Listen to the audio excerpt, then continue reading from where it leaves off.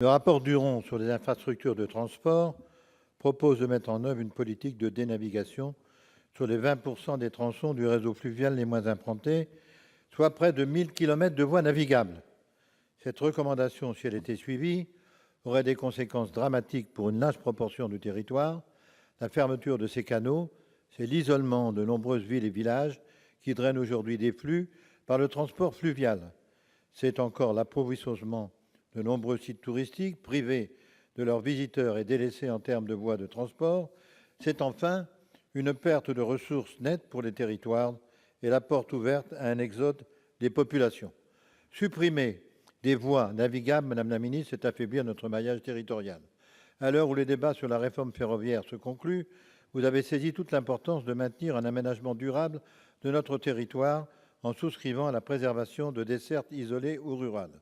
En 2016, la France ne représentait que 6 % du trafic fluvial européen, alors que près de 20 % du linéaire des voies européennes se situe pourtant dans les limites de l'Hexagone. Cela marche en Belgique, aux Pays-Bas, en Allemagne, pourquoi pas en France?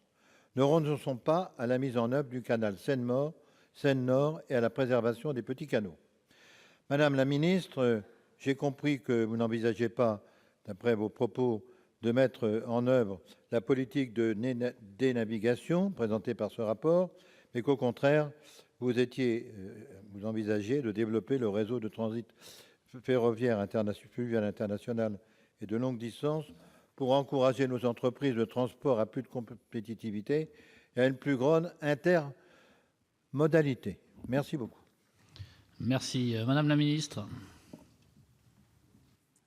Merci, Monsieur le Président. Monsieur le sénateur, donc vous m'interrogez sur la dénavigation. Effectivement, le rapport du Conseil d'orientation des infrastructures recommande d'engager une politique de dénavigation dont l'objectif serait de fermer à la navigation les 20 % du réseau les moins circulés, afin de concentrer les dépenses sur la sauvegarde du patrimoine de ce réseau le plus circulé.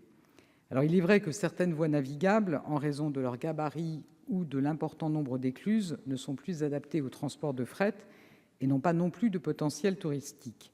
Ces voies sont donc très peu ou pas circulées. Dès lors, le projet stratégique de VNF, adopté en 2015 après concertation, a prévu pour certaines voies une offre de services saisonnalisée ou une ouverture uniquement à la demande.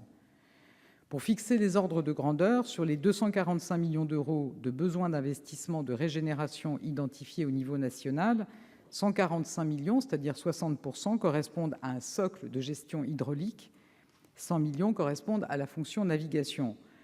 Alors, ce serait une approche erronée de penser que la dénavigation permettrait de réduire les investissements, puisqu'aujourd'hui, nous ne sommes pas sur ce rythme de 245 millions d'euros par an. Et en tout état de cause, l'option de fermer 20 % du réseau sans aucune autre forme d'analyse que la fréquentation n'est pas envisageable ni envisagée.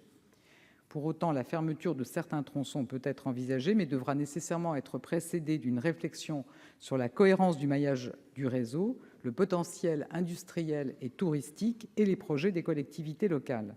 Je voudrais à ce titre citer un exemple et saluer le projet de réouverture du canal de la Sambre à l'Oise, qui est conduit conjointement entre VNF et les collectivités locales, qui permettra de valoriser cet itinéraire pour le tourisme, avec des retombées économiques attendues pour l'ensemble du territoire. Je pense que c'est un exemple qui peut tout à fait nous inspirer. Je vous remercie. Merci, Madame la ministre. Pas de réplique, chers collègues? Si, Monsieur Fouché. Simplement deux petits mots. Merci, Madame la ministre, pour ces précisions qui vont dans le bon sens, d'autant plus, comme vous l'avez indiqué, que la Commission européenne vient de prolonger les 2 régimes d'aide dédiés au transport fluvial. Donc tout le monde va dans le même sens et c'est important. Merci, chers collègues. La parole est à Monsieur